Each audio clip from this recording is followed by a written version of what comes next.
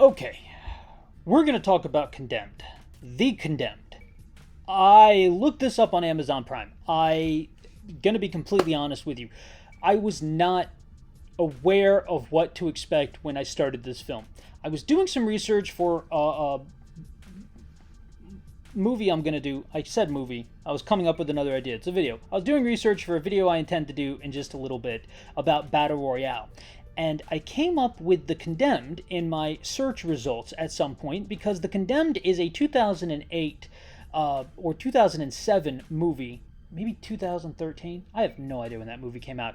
Basically, in a nutshell, 10 people released on an island, ex-felons from death row, so I guess not ex-felons, current felons on death row. Would you be an ex-felon if you're in prison? Let me know in the comments down below. And they are put onto the island and expected to beat each other to death within 30 hours for the view count of an insane online stream lord who is out of his mind. It also has Louis Litt from Suits in his role before he got the job in Suits. Like, he has a Harvard degree in law and also IT, and he decides he's going to go work for this stream lord before he goes and works at Mumford and Sons law firm, whatever it's called, Spencer. Is it Spencer? Think Harvey Spencer. There it is. I got it. It took me a while. So, we have The Condemned. And our main character is Stone Cold Steve Austin. I knew this was going to break whatever expectations I had for it. Whenever I saw WWE films show up in the beginning, I just burst out laughing. I scared my wife. I have a very explosive laugh sometimes when something surprises me. And it did not disappoint. It was as fantastic as you imagine a movie written by mainly pro wrestlers is going to be. The cinematography is absolute batshit.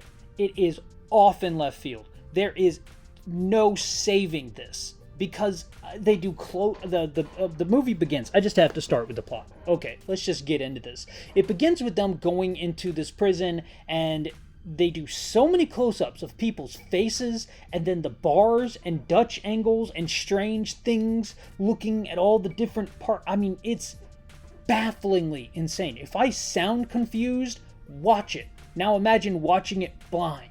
And I had descriptive audio. So, it's crazy. And they are basically outlining that they're purchasing prisoners from corrupt prison officials, and they're going to put them on an island, because we then see cuts of them in an island with Louis Litt from Suits. He shows up, and he's the IT specialist. He has cameras everywhere, and he's talking about how he's trying to put on this performance with such a low budget.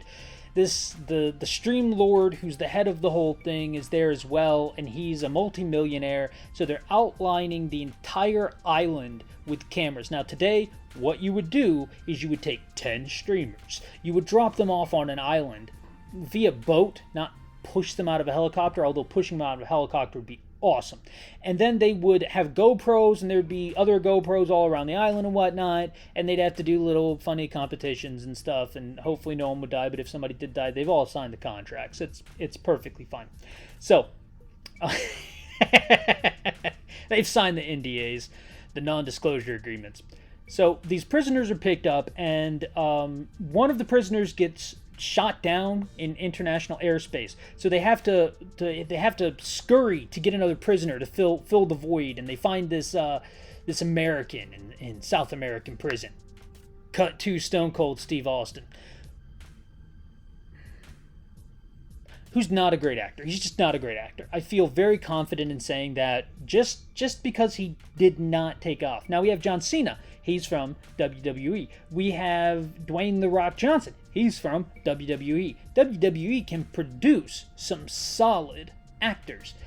I maybe he wasn't given the chance to shine, but I think he was given the chance to shine pretty well, because this movie's pretty epic. I mean, it's essentially Battle Royale, but instead of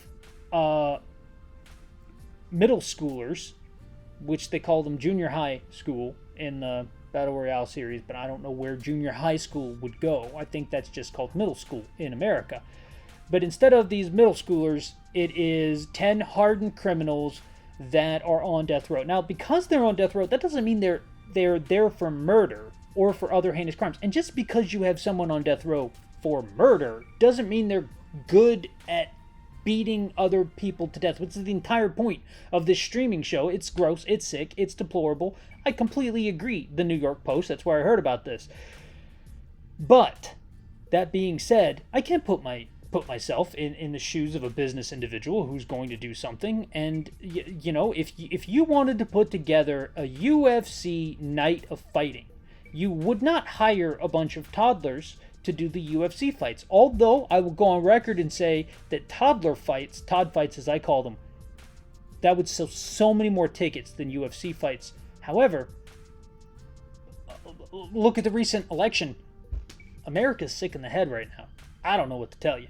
So, the Condemned, they go to this island, 10 convicts, 10 felons, but they're not even felons. 10 people from death row that are going to die. And the Stream Lord justifies his actions by saying, quote unquote, they were going to die anyway, why don't they die to make me money? Unquote. It's gross. It's sickening.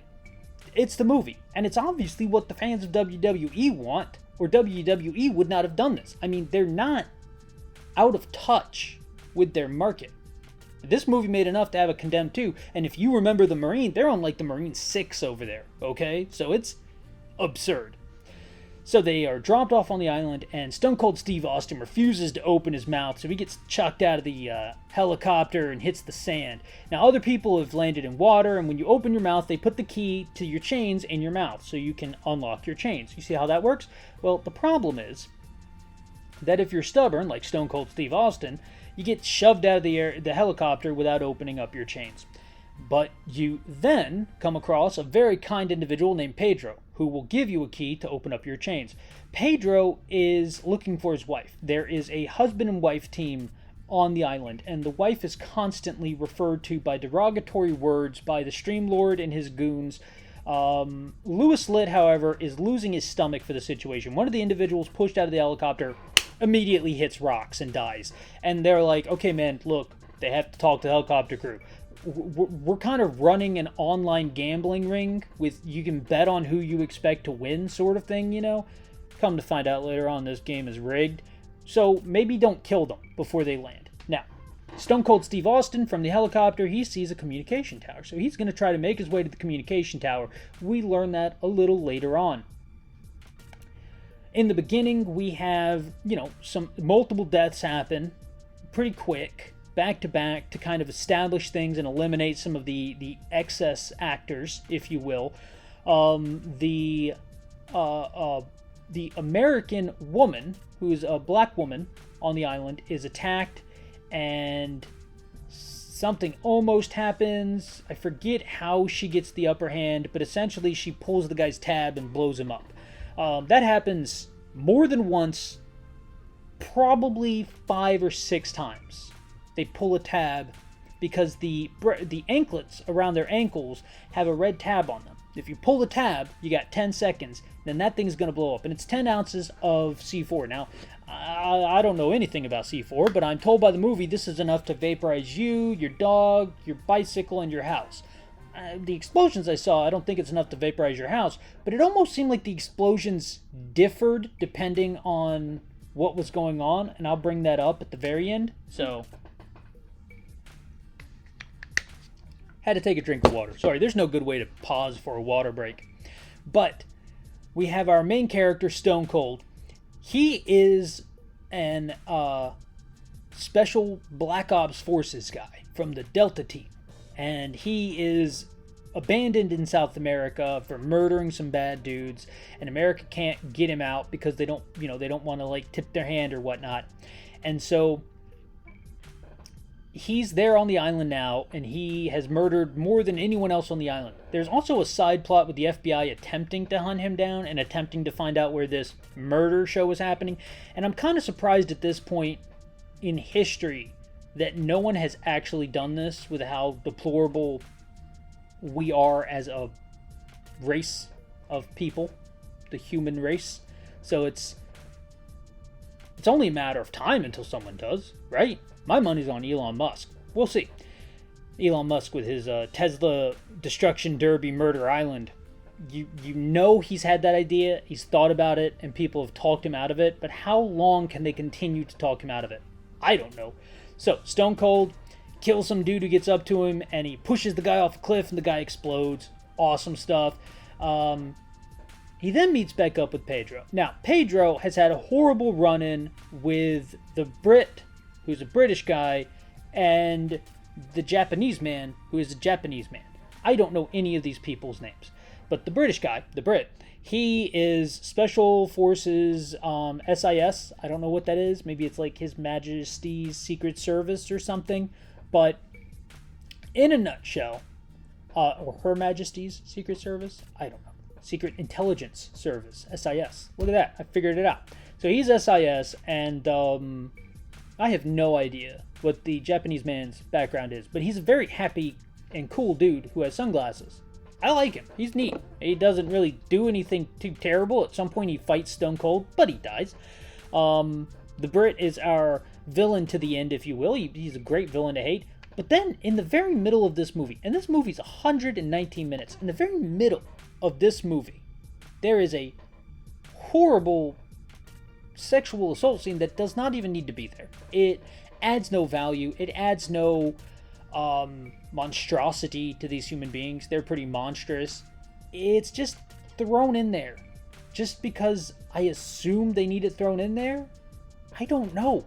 It's totally pointless. It's like the way that the black woman dies is she's just shot in the back with an arrow and then she's dead and that's it, and they just move on. What? Why I don't know any of these people's names also, no matter how often they say the names. So, we have a side plot where Stone Cold Steve Austin's wife is girlfriend is in Texas with two young boys. There's a scene where she drives up in her truck, and her boys are out front, in the yard, actively fighting each other, like wrestling, like WWE wrestlers would. Plenty of kids have injured themselves over time. Plenty of children have actually died from the injuries sustained from these wrestling matches that they have after watching WWE. And in this instance, she's like, quit fighting, and she just goes in the house. And I'm like, were they there alone? I mean, these kids are like 7 and 8, if a day. Were they just there wrestling each other while she was out at work or something? It's insane. It baffles the mind. But it's also Texas, so maybe it's the truth. I've never been to Texas. So she goes to the bar, and she is contacted by the FBI because they figure out who her ex-boyfriend is, her boyfriend who's been estranged for a year, and it's because he's been in a South American prison. He is Stone Cold. Well, Stone Cold makes his way to the North Tower. He takes out a guard who's on this side of the fence, and at that point I turn to my wife and I say, if there's a fence, and you're on this side of the fence, and this side of the fence is safety, why are you patrolling on this side of the fence when you could be patrolling on this side of the fence, looking out at that side of the fence, because it's a pretty visible fence. She said so the movie could happen, and we just moved on. So he kills that guy, the fence is open, just an open gate, and then I think they break the first rule of Murder Island. Because if you're going to have a Murder Island, then the first rule of Murder Island is you don't put yourself on Murder Island.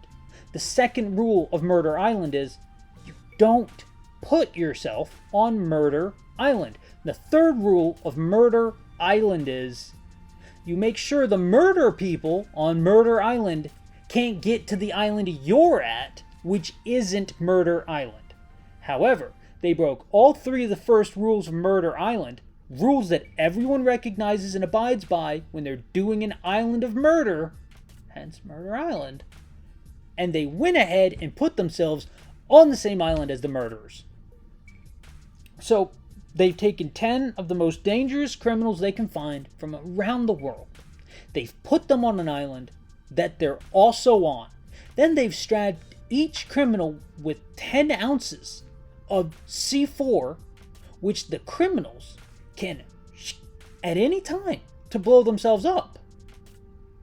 And they expect all of this to be okay. I turn to my wife, foreshadowing, and I say, I'm surprised that no one hasn't hacked off somebody else's foot to use their anklet as a grenade yet. I can only assume that would be a very effective weapon. We're going to see that a little later. So Stone Cold Steve Austin makes it to the communication tower at the secret base, which is where the Stream Lord's stronghold is. And he calls his girlfriend, and he's going to give her his bank account because he wants her to have his money. Instead, he decides he's going to give her the location of where he's at. He's talking to her while standing fully upright. Stone Cold Steve Austin. That guy's like 6 foot something. And, of course, they're like, we have an intruder. There's someone, a dead body outside of the gate. Oh, look. Hey, there he is. He's up there. And they're just looking at him. And I turn to my wife. I go, how did they see him in the window? And she's like, he was just standing there. And I'm like, this guy's Special Forces Black Ops? Because he's not making America look really good right now. I mean, he could have crouched down behind the desk or something, you know? I mean, there's no reason that he was just standing there. Baffles the mind. Baffles the mind to think about this. So, Stone Cold gets caught. A lot of gunfire later. He escapes. The Brit is churning his way through the rest of the contestants with his henchman friend. I don't know how these two, because there seems to be a language barrier, have decided that they're going to be okay with each other, but they are. Stone Cold inevitably kills the Japanese man, which is a very sad day for everyone. And then he almost kills the Brit, but the Brit gets away. He chases the Brit. Long story short, Stone Cold is thought to be dead, and so the Brit is declared the winner. And then we find out that the Stream Lord has been supplying the Brit with any number of different weapons and accoutrements to make his duel, if you will, that much easier. Remember, I'm not sure if this is pre or post Hunger Games. I know it's very post Battle Royale. A book we will discuss, a movie we will discuss coming up. But the concept is already out there in the world, and you might be more familiar with it with the terminology of Fortnite, if you will. So he wins, but he had weapons dropped to him, airdropped in. In Hunger Games, the airdrops occur in kind of the same way. In fact, it's very strange, the striking similarities between all three of the franchises, and I'm surprised that Takami didn't get more of a settlement, but I guess you cannot trademark or copyright an entire concept. Who knows? I'd give it a good shot. So the Brit wins, and he ends up killing some of the guards because the Stream Lord decides he's not going to pay the Brit any money. Now, dude, pay the guy money. One, why are you even on Murder Island with the murderers? When they get to the end of the island, you should release the gate, which leads into an empty courtyard, in the middle of which is a duffel bag of money and a key to unlock your anklet. And then you have to get that money off the island. It's not your job to get this guy off the island. This guy just killed or woman just killed everybody, you know? So, he kills the people, and he kind of goes on this spree where we get some Schadenfreude, if you will, while we watch the individuals that have been working for the Stream Lord get gunned down. Finally, the Stream Lord is escaping in a helicopter, and Stone Cold Steve Austin shows up, and he's got that anklet with the C4 on it. I don't know how he got that thing. I just remember coming to, and he's standing there with the anklet, and he chucks it, and it falls right into the helicopter, being driven by Stream Lord. This is how Stream Lord drives a helicopter. And then it kind of blows up, but up to this point, the explosions have been utterly massive. Again, I will quote, "It will incinerate you, your bicycle, your dog, and your house." That's the level of explosion we have here. This thing blows up in the helicopter, and it goes, and the helicopter starts smoking, and then crashes in the side of a cliff. And I know you want the helicopter to crash into the cliff. That's a cool scene. I like it. But that should have blown up the helicopter. I know I'm putting logic into this movie too much. I'm just saying. I watched some dude fall off a cliff, and that explosion was huge. In my mind, I could still see the explosion. That blind man could see that explosion. But this helicopter just... I don't know. So Stone Cold Steve Austin gets rescued by, I can only assume, the Navy, because they were going to show up anyway. And he gets to go home, and I, for the life of me, cannot remember how the movie ends. But it does. And that was the Conemned. That was the WWE's, I don't know if that was their first foray or a later foray into doing a movie, but it was sexist, xenophobic, racist, just McMahon had a hand in writing that film. It was, or I don't know if he really did or not, but I bet he did. It was a bad movie. The cinematography left so much to be desired. You should watch it if you are at all interested in movies or film that definitely deliver something unique, because the cinematography choices being made there were as if they took someone who had no concept of framing and they gave them a camera, gave them 20 years beside a wrestling ring, and then decided that they were going to give their most senior cameraman a job on a true blue movie set, making a 100% this is going to go to theaters film. Go wild, man. And he did. He went wild. Now, fun facts for this film, I got none. And because I don't think I want to hold it against you at all, I will not be putting an affiliate link to this film down in the comments below. I will, however, put an affiliate link to something else I think is cool. So check that out if you'd like to. Thank you for stopping by for Movies Misremembered. This one was unique. This one was a very interesting film. Did I enjoy it? It did have enjoyable parts. It did keep my attention, much like a round of wrestling. But at the end of it all, you realize, what are we even doing here, guys? Why did we even show up to this thing? And really, it was for the merch, and they didn't have much merch. Now, for those of you who think this is Condemned Criminal Origins, it was not. So that was The Condemned. That's another movie that I misremember. And please tune in next time as I go over Battle Royale, not just the film, but also, and more clearly, the book, and to a lesser degree, the manga. I'll see you guys then, and as always, bye y'all. Oh, I don't know how to turn this thing off. There we go.